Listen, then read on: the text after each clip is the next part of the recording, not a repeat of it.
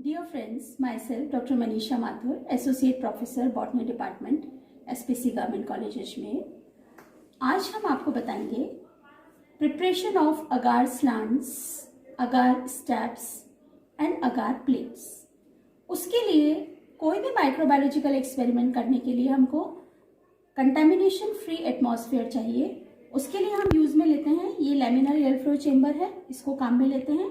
Laminar air flow chamber पे काम करने के लिए हमको इसमें यूवी लाइट लगी हुई होती है ऊपर, उसको हमको 30 मिनट्स पहले ऑन करना पड़ता है फॉर 30 मिनट्स। और जब भी हमको काम करना है हम यूवी लाइट ऑफ करेंगे। यूवी लाइट ऑफ करने के बाद हम यहाँ से ब्लोअर और फ्लोरेसेंट लाइट ऑन करते हैं। जब हम ब्लोअर ऑन करते हैं तो यहाँ से एयर पास होती है, जिससे कि जो माइक्रोब्स अंदर आने की कोशिश करते हैं वो अंदर नहीं आ पाते हैं, और यहाँ का जो एरिया रहता है वो स्टेरिलाइज्ड रहता है और कंटामिनेशन फ्री रहता है। अभी मैंने ब्लोअर ऑफ कर दिया है ताकि वीडियो में आवाज अच्छे से आ सके। अब सबसे पहले वर्क करने के लिए हम इस बेंच को स्टेरिलाइज करते हैं, क्लीन करेंगे इसको। हम जो भी अपना वर्किंग एरिया है उसको अल्कोहल से साफ करते हैं।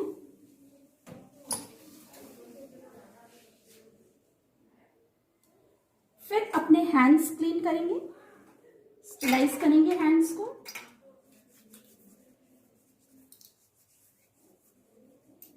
अब मैं आपको बताऊंगी preparation of nutrient broth, agar slants and agar steps and agar plates. ये जो culture media nutrient agar media है, ये हम बैक्टीरिया के ग्रो करने के लिए काम में लेते हैं, फॉर ग्रोइंग बैक्टीरिया। ये है, इसको मीडिया को हम स्टेरिलाइज करेंगे। स्टेरिलाइज हम करते हैं मीडिया को ऑटोक्लेव के अंदर। मीडिया प्रिपेयर करके कॉटन प्लग लगा के ऊपर सिल्वर फॉइल से इसको ढक के रबर बैंड लगा के इसको स्टेरिलाइज करते हैं for 15 psi pressure for 20 minutes. इस तरह से हम मीडिया स्टेरिलाइज हो जाएगा। मीडिया को स्टेरिलाइज करने के बाद थोड़ा कूल होने देते हैं, गरम गरम हम पोर नहीं करते।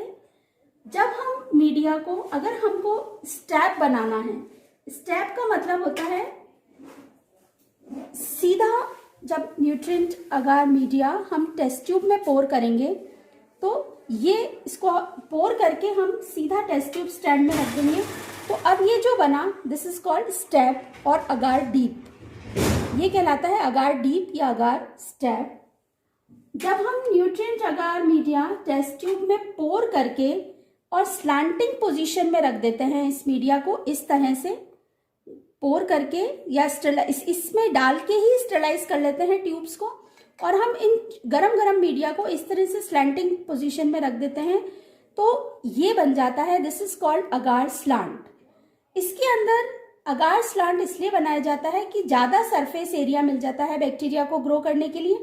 तो बैक्टीरियल कल्चर को मेंटेन करने के लिए हम अगार स्लांट्स काम में लेते हैं।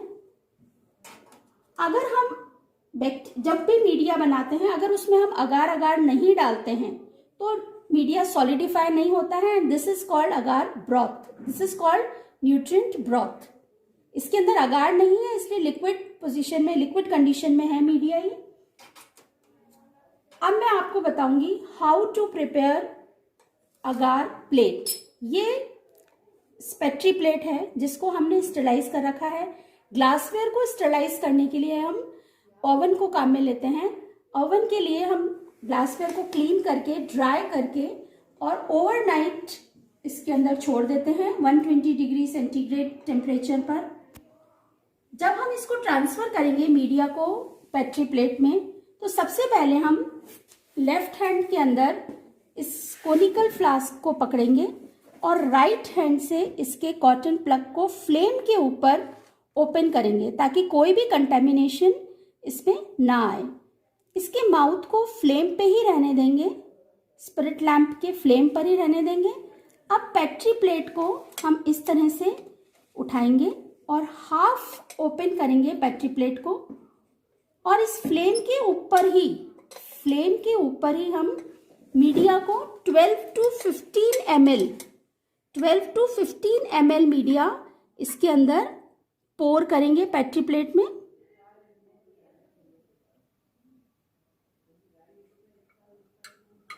और इस लिड को रिप्लेस कर देंगे, बंद कर देंगे और इस तरह से रख देंगे। इसका फ्लास्क का माउथ फ्लेम पर ही रहना चाहिए ताकि कोई कंटेमिनेशन नहीं आए। और फिर वापस इस कॉटन प्लग को इसके ऊपर लगा के और मीडिया को यहाँ पे रख देंगे। तो अब ये प्रिपेयर हो गया अगार प्लेट, न्यूट्रिएंट अगार प्लेट। इस न्यूट्रिएंट अगार प्लेट को हम फर्दर एक्सपेरिमेंट, चाहे वो स्ट्रीकिंग हो, चाहे बैक्टीरियल आइडेंटिफिकेशन के लिए कोई भी टेस्ट हो, उसके लिए हम ये अगार प्लेट, अगार स्लांट और अगार स्टेप काम में ले सकते हैं। तो ये मैंने आपको बताया preparation of nutrient agar plate, nutrient agar slant and nutrient agar step. Okay, thank you. Good morning friends, myself Dr. Mamta Goyal, head of the department SPC Commercial Research में। मैं तुमको स्ट्रीकिंग के बारे में बताऊंगी कि स्ट्रीकिंग क्या होती है। उसके पहले हम लैमिना फ्लो पे हमें काम करना है, तो हम छोटा सा एक वीडियो इससे रिलेटेड करके फिर कंटिन्यू करेंगे। पहले वाले में आप देख चुके हैं कि ये जो लैमिना फ्लो है इसके अंदर यूवी लाइट होती है, फ्लोरोसेंट लाइट होती है और ब्लोअर होता है। तो जब आपको इसमें काम नहीं करना होता उसके पहले आपको इसको बंद रखना होता है और यूवी लाइट ऑन रखनी होती है। यूवी लाइट जब आप ऑन कर देते हैं 1 घंटे तक, तब इसके अंदर का जो एटमॉस्फेयर है वो माइक्रो फ्री हो जाता है। जब काम आपको करना है उस टाइम पे आप यूवी ऑफ करेंगे, ऑफ करके फ्लोरोसेंट ऑन करेंगे और ब्लोअर ऑन करेंगे। ब्लोअर ऑफ अभी इसलिए कर रही हूँ क्योंकि ब्लोअर बहुत आवाज करेगा, मेरी वीडियो सुनाई नहीं पड़ेगी। ब्लोअर ऑफ करते ही आपकी आवाज भी अच्छे से सुनाई पड़ेगी और आप काम कर सकते हो। ब्लोअर का पर्पस क्या है? ब्लोअर के थ्रू, हीपा फिल्टर्स के थ्रू एयर जो होती है वो फिल्टर होकर के आती है। वो हीपा फिल्टर्स सारी क्या है वो आपको पहले वाले वीडियो में सारा क्लियर हो चुका है। तो केवल फ्लोरोसेंट लाइट के थ्रू मैं आपको काम करके बता रही हूँ। जब ये इसको हमने इस कंडीशन में कर दिया है, उसके बाद सबसे पहले आपको अल्कोहल से अपने हाथ क्लीन करने होते हैं। अल्कोहल से you have to clean your hands and then you have to clean the bench with alcohol. तो आप उसमें अल्कोहल में डिप करेंगे और वो एरिया जहां आप सारा काम करना चाहते हैं वहां पे आप उसको और क्लीन कर देंगे। वैसे तो पॉसिबिलिटी ऑलरेडी कम होती है क्योंकि हीपा फिल्टर्स के थ्रू जब एयर आ रही होती है तो वो एयर की डायरेक्शन वहां से ये डायरेक्शन में होती है, वहां से इस साइड आ रही होती है।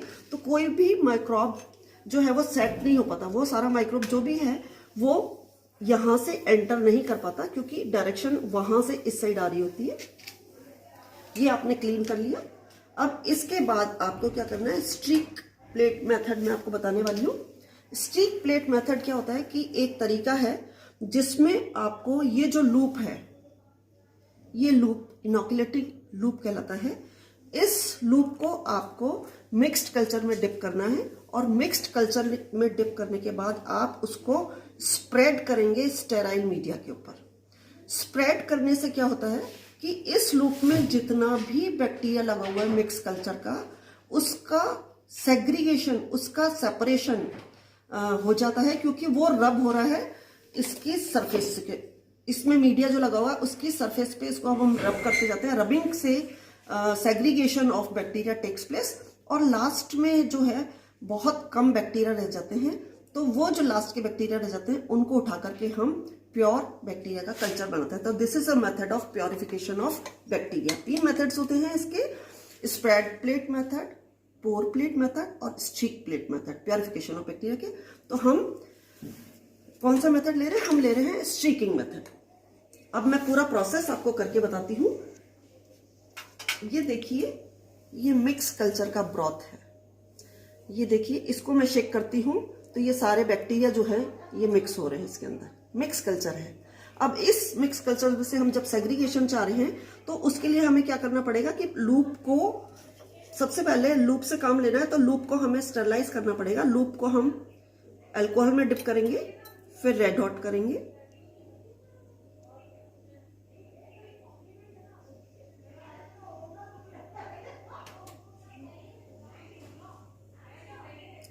रेड हॉट करना इसलिए जरूरी है कि बिना रेड हुए रेड हॉट हुए, इसमें बैक्टीरिया किल नहीं होते। अब ये रेड हॉट हो गया, इसका मतलब कि ये स्टेरलाइज्ड कंडीशन में आ गया। लेकिन इस प्रोसेस को हम 2 या 3 बार रिपीट करते हैं ताकि बैक्टीरिया के आने के चांसेस या कंटेमिनेशन होने के चांसेस मिनिमम रहे। तो हम इसको वापस रेड हॉट करेंगे।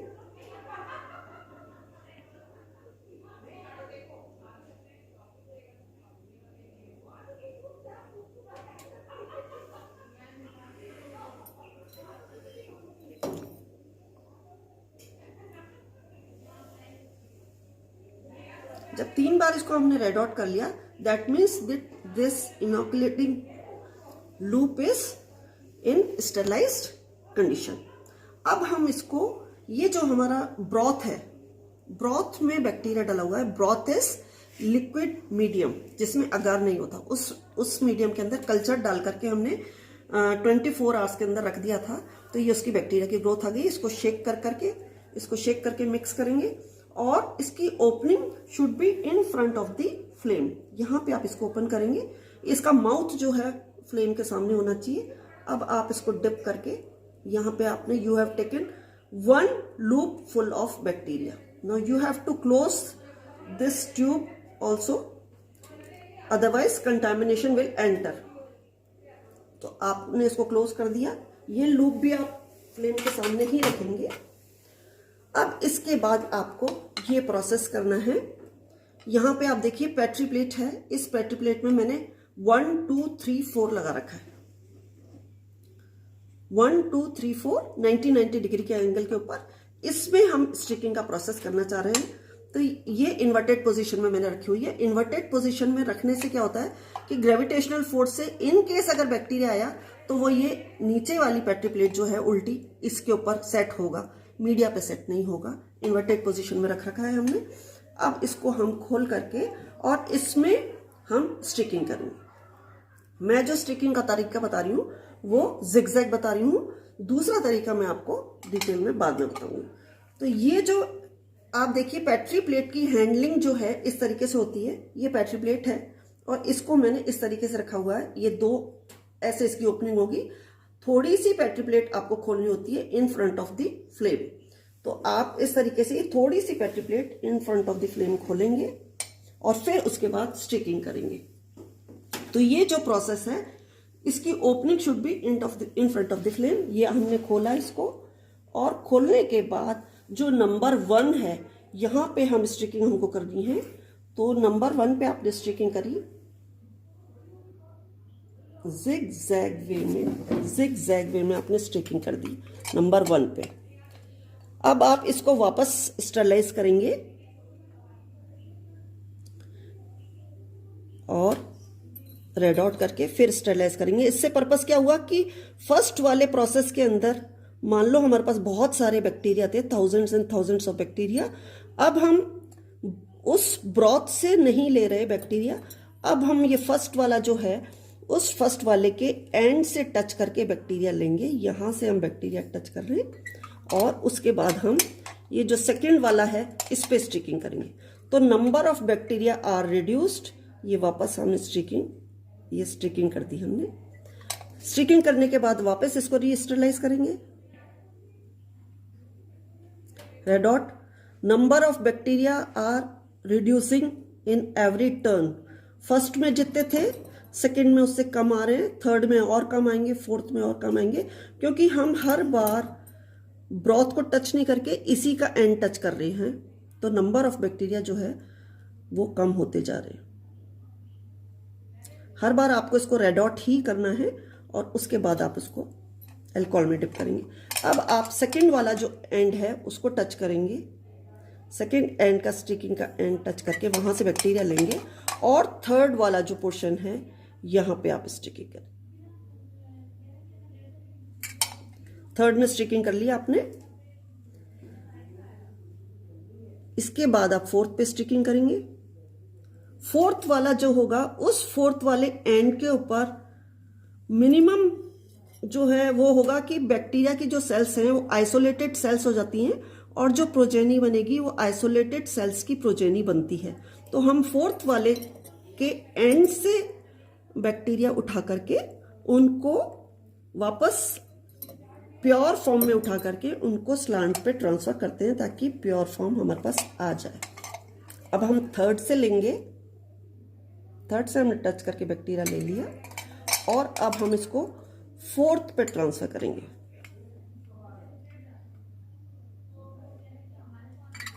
ये फोर्थ पे हमने ट्रांसफर कर दिया। ये पूरा प्रोसेस स्ट्रिकिंग का हो गया। इसमें मैंने जो स्ट्रिकिंग की है वो जिगजैग स्ट्रिकिंग है।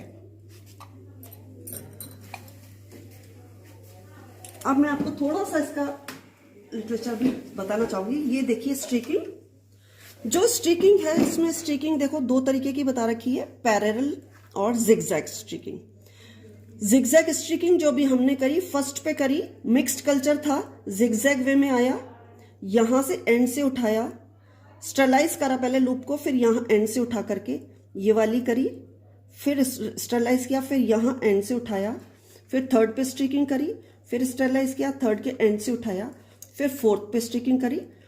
अब क्या होगा कि यहाँ पे अगर मिक्स कल्चर है तो यहाँ तक आते आते आते आते नंबर ऑफ कॉलोनीज जो है, नंबर ऑफ सेल्स जो है वो कम रहती जाती हैं। और ये आइसोलेटेड, आप देखिए येलो और रेड कलर का मैंने शो करने की कोशिश की है, तो अलग अलग कॉलोनी के कल्चर्स आने लग गए। रेड कलर आ रहा है, सीरेशिया है, येलो कलर आ रहा है, माइक्रोकोकस है या सीरोमोनास हो सकता है। तो you can on the basis of morphology आप एक बार उनको बता सकते हैं कि टेंटेटिवली ये हो सकता है। फर्दर आप क्लासीफाई और या फर्दर उनका आइडेंटिफिकेशन मॉर्फोलॉजिकल बायोकेमिकल बेसिस के ऊपर बाद में कर सकते हैं। दूसरा जो है वो पैरेलल, आप ऐसे जा रहे हैं पैरेलल, बार बार उठा करके जा रहे हैं इस साइड पे, फिर यहां से आपने उसको स्टरलाइज किया, फिर यहां से टच करके ऐसे शुरू किया, ऐसे ऐसे कर रहे हैं, फिर स्टरलाइज किया, फिर ऐसे किया, फिर स्टरलाइज किया, फिर ऐसे किया। नेचुरली फोर्थ के ऊपर नंबर ऑफ बैक्टीरिया जो थे वो बहुत कम रह गए और आइसोलेटेड कॉलोनीज आनी स्टार्ट हो गई। तो ये जो दो तरीके हैं पैरेलल स्ट्रिकिंग का और जिगजैग स्ट्रिकिंग का, इससे हम प्योर फॉर्म बैक्टीरिया का निकाल सकते हैं। और प्योर फॉर्म से हमारा मतलब होता है कि सिंगल सेल से बनी हुई प्रोजेनी का कल्चर हम उठा रहे हैं और उसको हम स्लांट में ट्रांसफर करके प्योर फॉर्म ऑफ बैक्टीरिया को स्टोर कर सकते हैं। ठीक है, thank you very much. Hello friends, I am Dr. Girish Rai Singhani, Associate Professor, Department of Botany, SPC Government College Ajmer. आज अपन डिस्कस करेंगे एंटीबायोटिक सेंसिटिविटी टेस्ट के बारे में। एंटीबायोटिक सेंसिटिविटी जो है वो ये शो करता है कि एक particular micro organism, for example bacteria, वो कितना सेंसिटिव है या कितना रेजिस्टेंट है टुवर्ड्स एनी पर्टिकुलर एंटीबायोटिक। और इसमें जो है नॉर्मली हम कोई सा भी बैक्टीरिया ले सकते हैं, लेकिन इस एक्सपेरिमेंट में हमने राइजोबियम को एज एन एक्सपेरिमेंटल मटेरियल लिया है। और राइजोबियम जो है वो भी it shows very good results for various types of antibiotics, इसलिए हमने इसको राइजोबियम को लिया है। And it is very easy. हम ये जानते हैं कि राइजोबियम को हम इजीली प्रोक्योर भी कर सकते हैं from different kind of leguminous plants.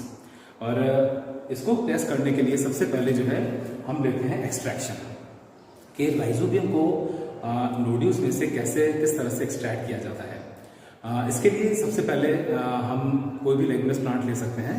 Example हम इसमें ले रहे हैं ट्राइगोनेला।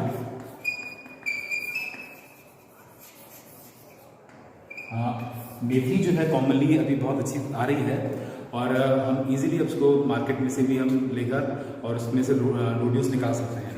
जनरली ये होता है कि जो प्लांट्स हैं जिसमें से नोड्यूल्स को निकाला जाता है या जिसमें से हम राइजोबियम चाहते हैं निकालना, वो जो प्लांट्स हैं 35 to 40 डेज ओल्ड प्लांट्स होने चाहिए।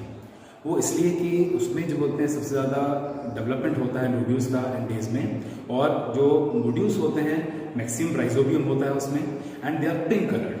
और जो पिंक कलर के जो नोड्यूल्स होते हैं इसमें राइजोबियम होता है। धीरे धीरे क्या होता है, rhizobium get enter into the soil और वो ब्राउन कलर के हो जाते हैं, श्रिवेल्ड हो जाते हैं। अगर हम मैच्योर प्लांट्स को लेंगे तो हम राइजोबियम को नोड्यूल्स में से नहीं निकाल सकते। इसलिए 35 to 40 डेज जो प्लांट्स हैं वो हम ट्राइगोनेला के मेथी के लेते हैं और उसमें से हम नोड्यूल्स को निकालते हैं। अब एक्सट्रैक्शन प्रोसेस में सबसे पहले हम ये करते हैं कि नोड्यूल्स को रूट्स जो आपने लिए जिसमें से आपको नोड्यूल्स निकालने हैं उसको अच्छी तरह से थॉरोली नल के नीचे टैप वाटर में उसको वॉश करें, ताकि जितने भी सॉइल पार्टिकल्स हैं वो हट जाएं और क्लीन नोड्यूल्स हमें उसमें दिखाई दें। फिर उसके बाद with the help of forcep we plug those nodules, pink colour के नोड्यूल्स, थिक राउंड कलर के अच्छे शेप पर, हालांकि कई सारे शेप्स होते हैं नोड्यूल्स के भी।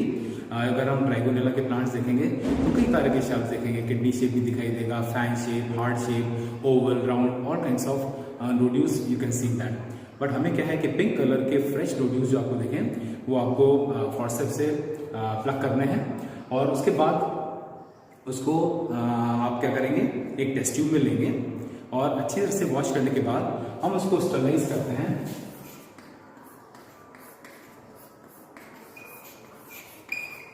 0.1% सॉल्यूशन से उसको स्टरलाइज किया जाता है। इसको हम बोलते हैं सरफेस स्टरलाइजेशन। और सरफेस स्टरलाइजेशन इसलिए किया जाता है ताकि अगर नोड्यूल्स के सरफेस के ऊपर कोई दूसरा माइक्रो ऑर्गेनिज्म हो या कोई दूसरा बैक्टीरिया हो तो उसको हम किल कर सकें, उसको हटा सकें। तो हमें क्या होगा, सैनिटाइज्ड या स्टरलाइज्ड नोड्यूल्स हमें मिल जाएंगे। और उसके बाद हम क्या करेंगे, उन नोड्यूल्स को सिंपली हमें क्या करना है, एक टेस्ट ट्यूब में लेना है और स्टरलाइज्ड वाटर से, पहले इसको टैप वाटर से धोएंगे, फिर इसको हम स्टरलाइज करेंगे HgCl2 से। अगेन 1 मिनट के लिए, this is sterilization for 1 minute. 1 minute sterilize करने के बाद हमें क्या करना है, 1 मिनट से ज़्यादा नहीं रखेंगे। और उसके बाद हम क्या करते हैं, उसको वापस टैप वाटर से धोते हैं। Then again we have to wash with the sterilized water. Sterilized water से धोएंगे ताकि वो जो है उसके ऊपर जितना भी कोई माइक्रो ऑर्गेनिजम्स है वो रिमूव हो जाए। And then in a test tube we take a small amount of sterilized water.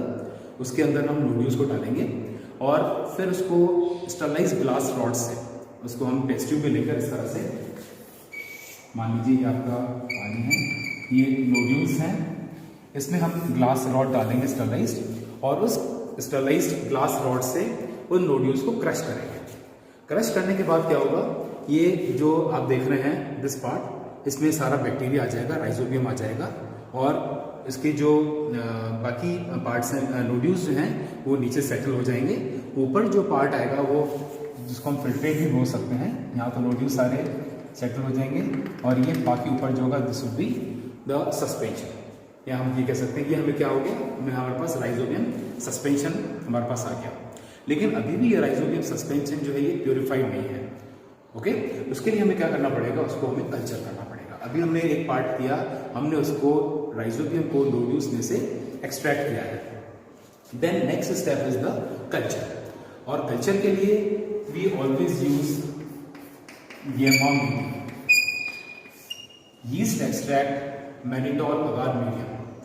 ये जो मीडियम है या मीडिया है, यीस्ट एक्सट्रैक्ट मैनिटोल अगार, ये it is particularly meant for the development of this rhizobium only। तो अगर हम राइजोबियम को कल्चर करना है तो हमें येमा मीडिया प्रिपेयर करना पड़ेगा। और जिस तरह से अपन डिस्कस करते हैं कि किस तरह से इसको स्टरलाइज कंडीशंस में हमें ऑटोक्लेव करना है, इसको ऑटोक्लेव में इसको स्टरलाइज करना है। और येमा मीडियम बनाने के बाद उनको जब हम आपने देखा होगा इससे पहले भी जो डिमॉन्स्ट्रेशन हुए हैं कि किस तरह से मीडिया को पेटी प्लेट में पोर किया जाता है, उसी तरह से हमें येमा मीडियम को भी पेटी प्लेट्स में पोर करना है। और पोर करने के बाद वो जब जम जाएगा, सॉलिडिफाई हो जाएगा, देन हम उसको येमा मीडियम को बैक्टीरियल सस्पेंशन को उसमें हम ट्रांसफर करेंगे। ओके, क्या करेंगे, उसमें पेटी प्लेट के ऊपर ट्रांसफर करने के बाद हम उसको 28 डिग्री सेंटीग्रेड टेम्परेचर पर इंक्यूबेट होने रख देते हैं पेटी प्लेट्स को, ताकि जो राइजोबियम है वो उसकी ग्रोथ हो जाए, उसका कल्चर हो जाए। और हम ये देखते हैं कि जो राइजोबियम होता है पेटी प्लेट्स के ऊपर, it forms a white gelatinous colonies, बहुत बिल्कुल जिलेटिनस और ट्रांसपेरेंट और बहुत सुंदर सी चमकती हुई कॉलोनीज आपको राइजोबियम की इस येमा मीडियम के ऊपर दिखाई देंगी। नाउ नेक्स्ट, ये तो आपने क्या कल्चर कर लिया। उसके बाद even then we are not satisfied, हमें उस राइजोबियम को वापस क्या करना है, हमें उसको प्यूरिफाई करना है। जो अपने कल्चर अपन ने लिया है इसमें से, उसको हमें प्यूरिफाई करना है। और प्यूरिफिकेशन के लिए अगेन हमें इन पेटी प्लेट्स में से कल्चर को लूप के थ्रू ट्रांसफर करना पड़ेगा स्लांट्स के ऊपर। जो मीडिया के स्लांट्स बनाए हैं, अभी अपन ने डिस्कस किया है पहले इसको, तो स्लांट्स के ऊपर हम उसको ट्रांसफर करेंगे। वहां से उसको वापस नेक्स्ट स्टेप क्या होगा उसमें कल्चर करेंगे, again we have to transfer it to the next tube. इस तरह से जब 3-4 बार हम उसको कल्चर करेंगे, ultimately we will get the purified form of the rhizobium. And then जो राइजोबियम आपने प्योरीफाइड फॉर्म में प्राप्त कर लिया, उसको then we will transfer into the sterilize water. पानी में आपने ट्रांसफर किया उसको और स्टरलाइज कंडीशन में, और ये अब हमारे पास आ गया बैक्टीरियल सस्पेंशन। इसको बोलेंगे बैक्टीरियल सस्पेंशन, जिसमें हमें राइजोबियम और पानी है, इसके अलावा कुछ नहीं है राइजोबियम सस्पेंशन में। और उसके बाद जब हमारे पास प्योरीफाइड सस्पेंशन आ गया, अब इस सस्पेंशन को या राइजोबियम को हम टेस्ट करेंगे फॉर द एंटीबायोटिक सेंसिटिविटी। अब इसके लिए सेम हमें यही करना है कि हमें बैटरी प्लेट्स लेनी है यमा मीडियम की। यमा मीडियम के ऊपर we have to transfer the bacterial suspension, और बैक्टीरियल सस्पेंशन को ट्रांसफर करने के बाद हम उसके ऊपर क्या करते हैं, एंटीबायोटिक डिस्क रखते हैं।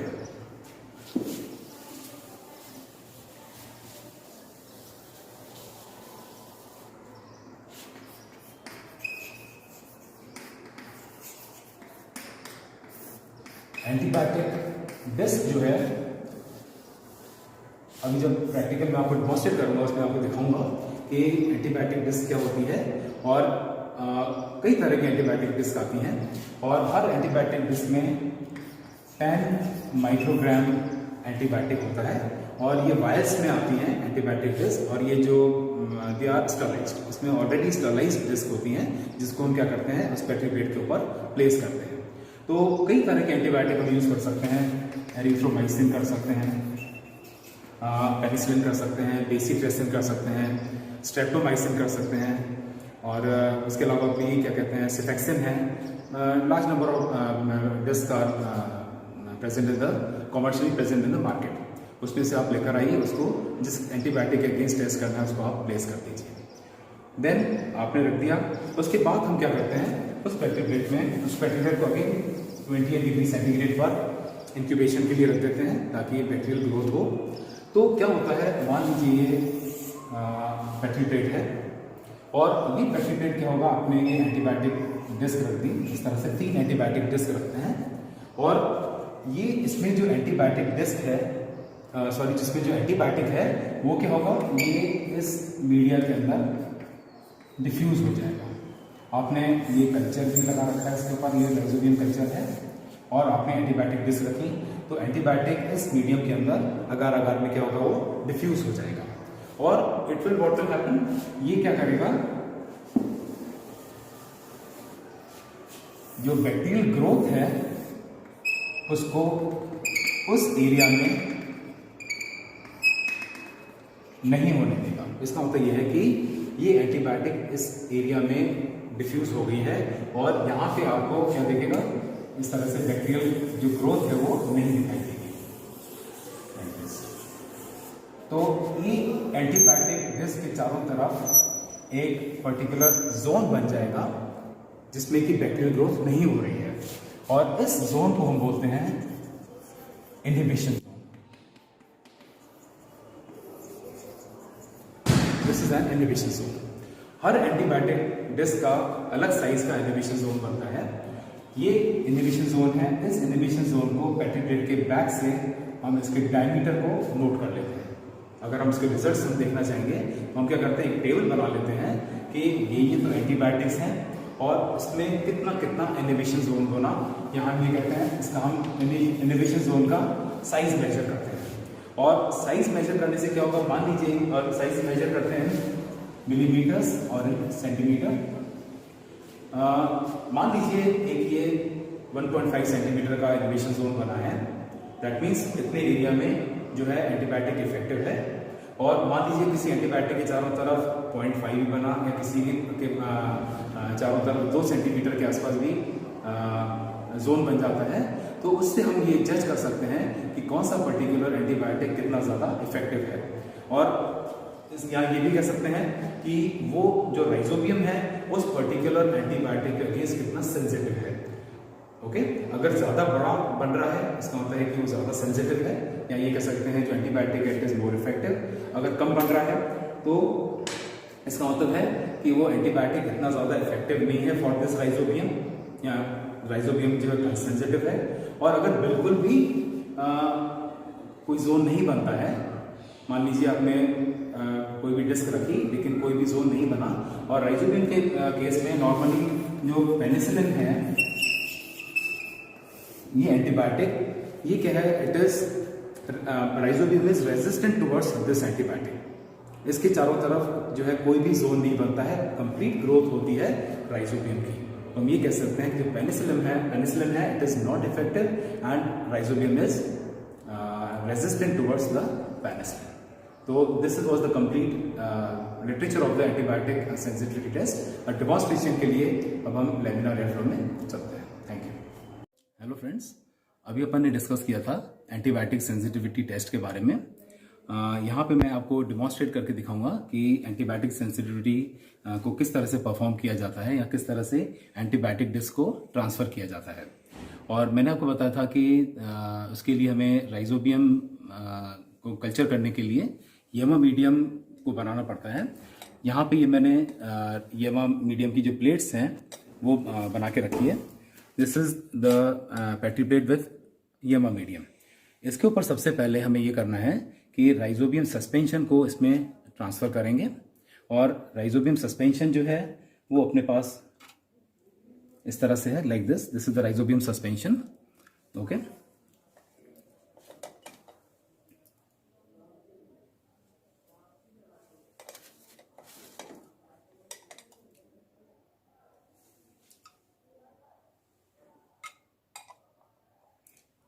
इस सस्पेंशन को पेट्री प्लेट में डालने के बाद इस तरह से थोड़ा हिलाएंगे ताकि ये पूरे पेट्री प्लेट में इवनली स्प्रेड हो जाए, लाइक दिस।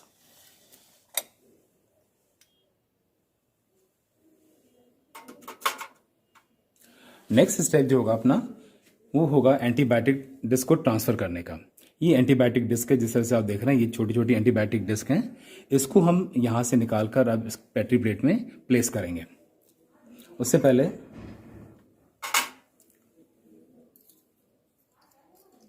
अल्कोहल से फॉर्सेप को हम सैनिटाइज करेंगे, स्टरलाइज करेंगे 2 और 3 टाइम्स, क्योंकि ये जो अपने पास एंटीबायोटिक डिस्क हैं वो ऑलरेडी स्टरलाइज्ड होती हैं। ये जो वायल होता है जिसमें ये डिस्क हैं ये स्टरलाइज्ड ही होती हैं। इस तरह से आप देखिए,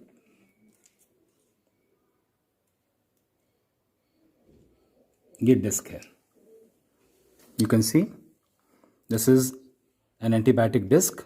और इसमें जो एंटीबायोटिक है दैट इज अबाउट 10 माइक्रोग्राम। एक एंटीबायोटिक डिस्क में 10 माइक्रोग्राम होता है। और इससे अब इसको हम यहाँ से पेट्री प्लेट को उठाएंगे और इस एंटीबायोटिक डिस्क को इसके ऊपर इस तरह से प्लेस कर देंगे, लाइक दिस। अब वापस इधर रख देंगे।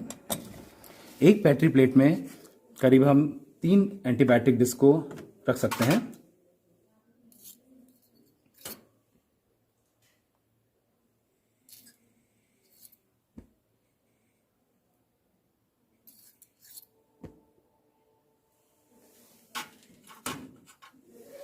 दोबारा आपने इसको खोला,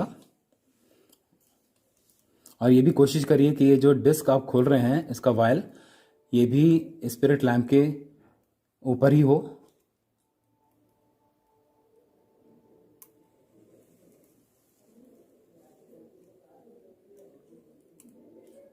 आपने डिस्क ली,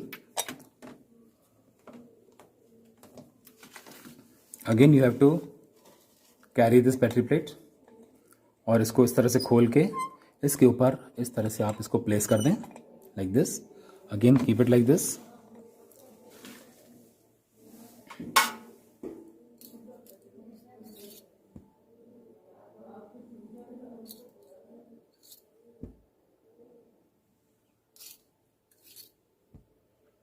और इसके पहले वाले जो डेमोन्स्ट्रेशन थे उसमें आपको बताया गया था कि ये सेप्टिक कंडीशंस क्या होती हैं और किस तरह से कल्चर किया जाता है, किस तरह से स्लांट्स बनाए जाते हैं, और लाइक दिस।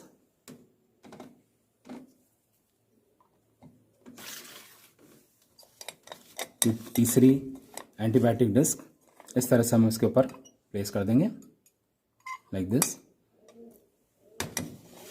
और जब भी आप पेट्री प्लेट को उठाते हैं तो उसको स्लाइड करके उठाएं, इस तरह से नहीं उठाना है ताकि जिसका कवर है वो इंटैक्ट रहे। ये देखिए, ये आपके जो, अब मैं इसको थोड़ा बाहर निकाल को एक्सप्लेन करने के लिए दिखा देता हूं कि these are the 3 antibiotic disc. हमने इसको इसके ऊपर प्लेस कर दिया है। अब इसके चारों तरफ जो है वो इनहिबिशन जोन्स बन जाएंगे। ये क्या करेगा, जो एंटीबायोटिक है इसका ये जो मीडिया है इसके अंदर ये डिफ्यूज हो जाएगा एंटीबायोटिक, और ये क्या करेगा, इसकी ग्रोथ को हिंडर करेगा, और जितनी एंटीबायोटिक इफेक्टिव होगी उतनी ज़्यादा इसमें क्या होगा, इनहिबिशन जोन बड़ा बनेगा। अब मैं आपको इसके कुछ फिगर्स और डायग्राम्स बता देता हूँ।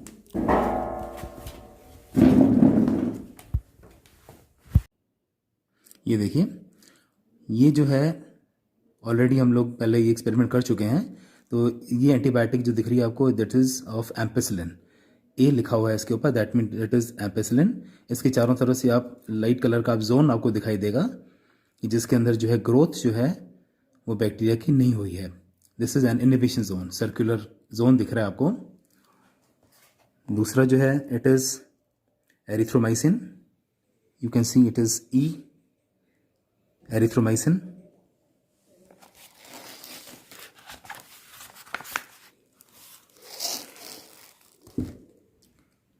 ये देखिए, दिस इज सिफेक्सिन।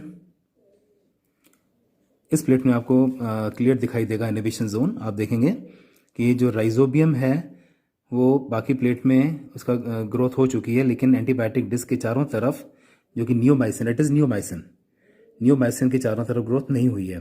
तो ये जो सर्कुलर फॉर्म आप देख रहे हैं, it is an inhibition zone.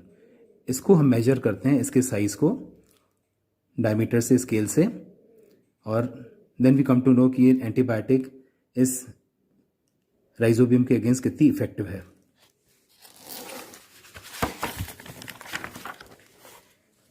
Again this is an another figure of antibiotic piperacillin. You can see the inhibition zones. Then this is the very good figure. You can see very clearly the these inhibition zones. बहुत बड़े बड़े inhibition zones बन गए हैं। This is the streptomycin. हर antibiotic disc के ऊपर small उसमें लेटर्स में लिखा रहता है, जैसे ST लिखा है, that means it is streptomycin. Large inhibition zones are formed.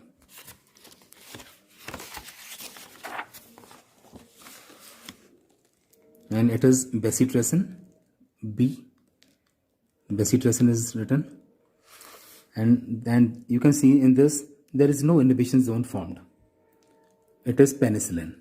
इसका मतलब यह है कि पेनिसिलिन जो है it is not effective against rhizobium, या ये कह सकते हैं हम कि जो राइजोबियम है it is resistant towards penicillin because no inhibition zone is formed. The complete growth of the culture is formed around the antibiotic disc.